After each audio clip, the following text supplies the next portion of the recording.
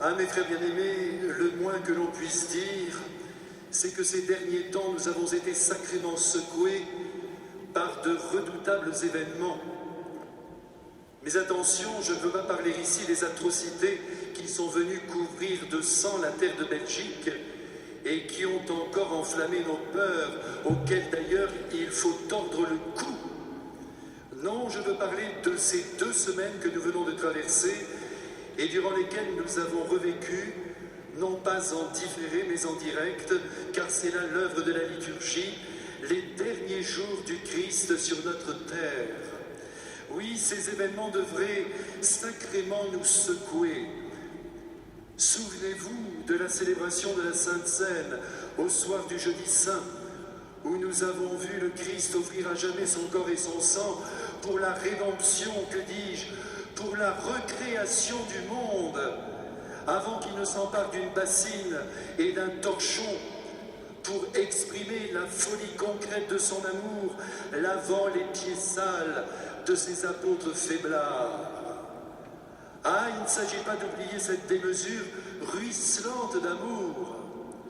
Et encore moins la nuit passée au Jardin des Oliviers, où en proie à des angoisses métaphysiques les plus aiguës, Jésus a voulu porter toutes les ignominies de tous les temps, c'est-à-dire les nôtres, cependant que ses amis apôtres ont dormi comme des inconscients.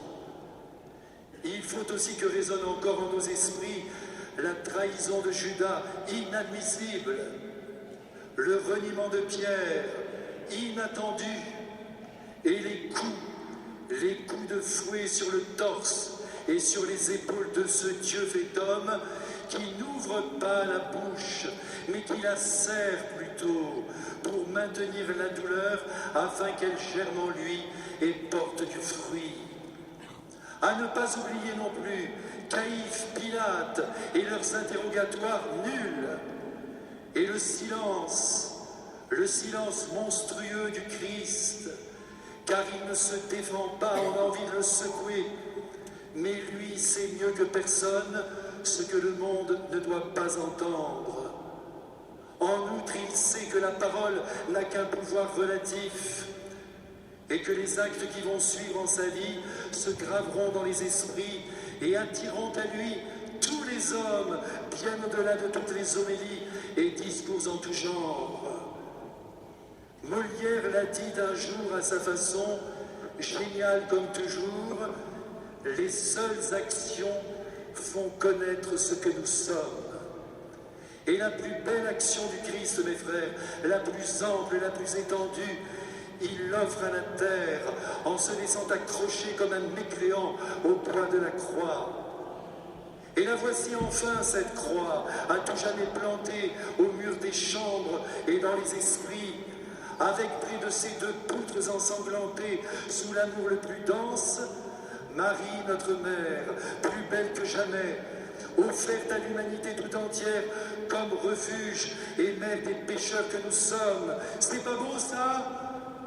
Et les apôtres, oui les apôtres, parlons-en de cela, en cavale, à l'heure fatidique du calvaire, poltron jusqu'à l'os, fuyant le combat, mais déjà assurés d'être pardonnés par le cadavre bien ficelé qui ne respire plus, du moins pour 3 jours.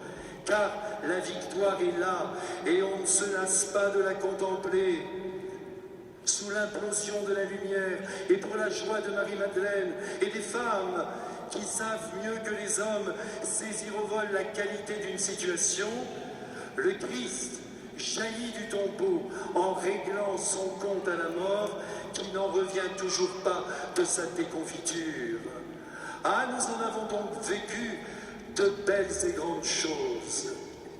Puis les jours sont passés et il y eut le coup de génie du grand pape Jean-Paul II, qui exigea que toute l'Église célèbre la miséricorde de Dieu au plus vite, après la victoire de la résurrection, avant même que les apôtres, sous le souffle de l'Esprit, ne prennent leur élan et ne rachètent leur couardise en se lançant dans le cours régulier de l'amour quand il va jusqu'au bout, la tête la première pour ceux qui furent décapités, les corps en avant pour ceux qui furent mis en pièces. Mes frères bien-aimés, ne m'en veuillez pas d'avoir rappelé ces événements qui ne devraient jamais quitter nos esprits.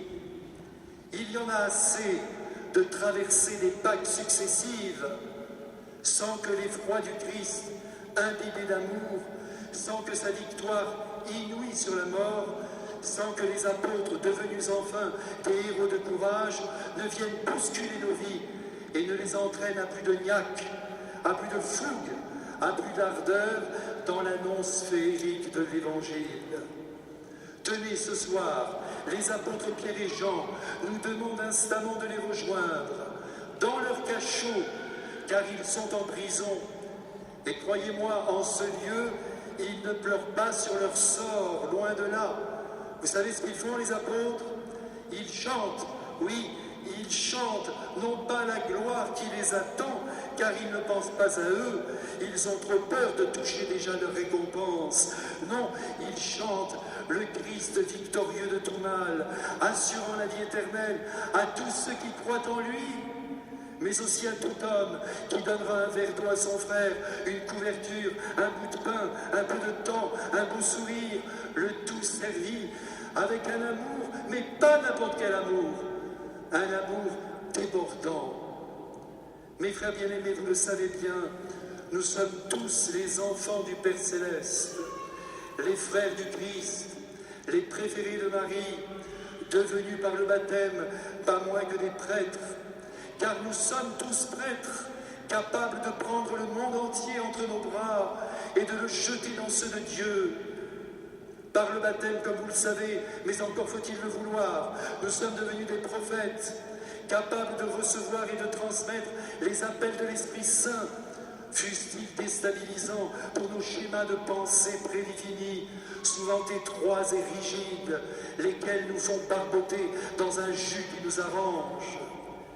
Et enfin, par le baptême, nous sommes devenus rois, non pas rois d'opérette, mais rois en principe couronnés d'épines, humiliés par les tenants de l'immobilisme en quelque domaine que ce soit, poursuivis par les jaloux, par les peureux, par les installés, qui craignent le nouveau, l'inattendu, le jamais vu, comme on redoute la peste. Oui, ce soir, mes frères, prenons-en la mesure. Les apôtres sont en prison. Ils ne sont pas en train de prendre une tasse de thé en mangeant des biscuits secs tout en discourant sur l'importance du témoignage chrétien. Ils ont des boulets aux pieds et des rats pour compagnons de nuit. Et vous savez pourquoi ils en sont là? Eh bien, je vais vous le dire.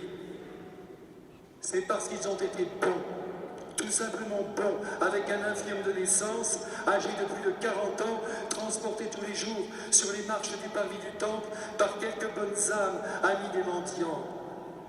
Pierre et Jean, alors fauchés comme les blés, lui ont simplement dit ceci: ami, on n'a rien à te donner, sauf la guérison, au nom de Jésus-Christ. Allez, lève-toi et crois en lui. Et non seulement il se mit à marcher, notre boiteux de frères, mais il bondit de joie. Il dansa comme Jean-Baptiste dans le sein tout neuf de sa vieille mère, comme Marie au jour de son Magnificat, comme les apôtres au retour de leur journée de mission, comme Jésus quand il exulta parce que les sages et les prétendus savants n'avaient rien compris à son mystère et que des illettrés y adhéraient les yeux bandés par la foi. Et c'est cette danse, mes frères bien-aimés, cette danse effectuée sous les yeux d'un peuple en liesse qui va exciter les religieux en place. Mais quoi, se disent les rabbis? C'est à nous et non à ces deux pauvres types, pécheurs de Galilée, dont la foi juive est plus que douteuse, qu'il revient de former le peuple. Il faut donc les arrêter. Vous avez là, mes frères, deux mondes qui se font face. Le monde de l'application stricte de la loi, ou si vous préférez, le monde de la vertu affichée, le monde de la gravité vaniteuse, et de l'autre côté, le monde du miracle, le monde de la surprise, le monde de la surabondance de joie, au fond, le monde de l'intelligence, et presque, oserais-je dire, le monde du désordre, du bon désordre. Vous me pardonnerez de citer ici Sacha Guitry, qui n'est pas un père de l'Église. C'est entendu, Mais il est un baptisé comme nous, il est donc notre frère. Écoutons ce conseil qu'il donnait à un fils imaginaire. Les gens qui parlent gravement, qui sont formels dans leurs propos, ne sont à l'ordinaire que des gens ordinaires. Et comme ils se prennent au sérieux, t'en voilà dispensé. S'il y a certes un peu d'outrance derrière ce propos, le conseil reste bienvenu. Méfions-nous, mes frères, des hommes pour qui tout engouement est suspect. Méfions-nous de ceux qui se méfient de la joie collective ou de l'amour démesuré. Méfions-nous donc des réducteurs de têtes et de cœurs. Méfions-nous des grands prêtres et des docteurs de la loi de notre temps qui restent accrochés à leur vision des choses comme un chien à son os. Et c'est peut-être nous, certains jours, nous qui ne nous laissons pas assez déstabiliser par les trouvailles de l'Esprit de Dieu aussi saisissantes que renouvelantes. Pierre et Jean sont de leur côté heureux de cette joie qui envahit le peuple et de la victoire du Christ sur la misère humaine. Et ils en profitent pour offrir aux esprits qui les écoutent une homélie de première classe sur la confiance qu'il faut accorder au Fils unique de Dieu. Après avoir rappelé que c'est par la grâce du Christ que le miracle s'est accompli, Pierre ajoute avec un aplomb incroyable: vous avez tué le prince de la vie, mais il est ressuscité et aujourd'hui il vous pardonne, car il est venu dans le monde pour vous guérir, afin que chacun se détourne de sa méchanceté. Et c'est sur ce propos, mes frères, que le panier à salade du Sanhédrin est arrivé, et a embarqué les apôtres, qui d'ailleurs se sont laissés faire, car ils sont bons les apôtres, je le redis. Ils sont même patients et respectueux des pouvoirs publics et religieux. Échec, pensez-vous, à peine sont-ils partis pour leur cachot que 5000 hommes reçoivent en plein cœur le mystère de Jésus qui devient pour eux clair comme de l'eau de roche. Mes frères, rien ne peut arrêter l'œuvre de Dieu, qu'on se le dise. Et justement, dites-vous bien ce soir que si la contradiction surgit en votre vie, si les épreuves affluent, si les difficultés sont au rendez-vous, alors que l'intelligence humaine, autrement dit, les gens sensés, se réjouissent des bonnes actions que vous accomplissez et des vérités que vous énoncez, vous pouvez être sûr que Dieu marche avec vous. N'oublions jamais que les foules faisaient route avec Jésus. Elle voulait le voir, elle le poursuivait, elle le bousculait, elle voulait toucher son manteau, elle voulait être touchée par lui et vivre de sa voix, de son amour. Et lui, en retour, se laisser volontiers manger par elle. Et d'ailleurs, il voudra se laisser manger jusqu'à la fin du monde en son Eucharistie.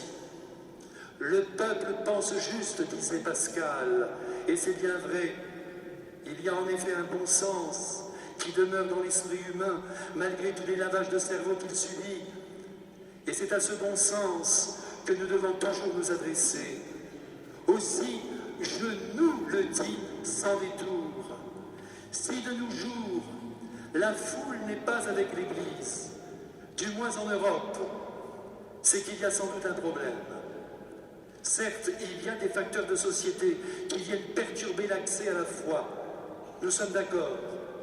Cependant, reconnaissons humblement que nos contemporains ne perçoivent plus suffisamment que l'Église est une maman, une mère, qu'elle les aime et qu'elle veut prendre leur défense contre tous les pouvoirs qui les oppressent. Peut-être que nous, chrétiens, nous nous y prenons comme des manches, en la jugeant, cette foule, plus qu'en ne l'aimant, sans comprendre avec le cœur, ses grâces, ses manques et ses déficiences. Le cardinal Danielou, grand esprit du XXe siècle, traîné dans la boue par des petits esprits, a écrit un jour ceci que je n'ai jamais effacé de ma mémoire. Le monde nous paraît vide, non parce qu'il l'est réellement, mais parce que nous ne savons pas en saisir les richesses. Quant au bon pape Jean XXIII, il disait à son secrétaire, en regardant par les fenêtres de son bureau-bibliothèque la foule qui se promenait sur la place Saint-Pierre, « Voyez tous ces gens là, sur la place, qui sont-ils? Il faut essayer de les comprendre. » Mes frères bien-aimés, il n'est pas normal que la majorité des hommes de notre pays n'accueillent pas le Christ à travers nous. Nous devons donc remettre en cause nos comportements les plus quotidiens, nos méthodes et notre manière d'annoncer la vérité. Lacordaire a prononcé sur ce point un mot définitif. C'est la bonté, disait-il, qui rend Dieu populaire.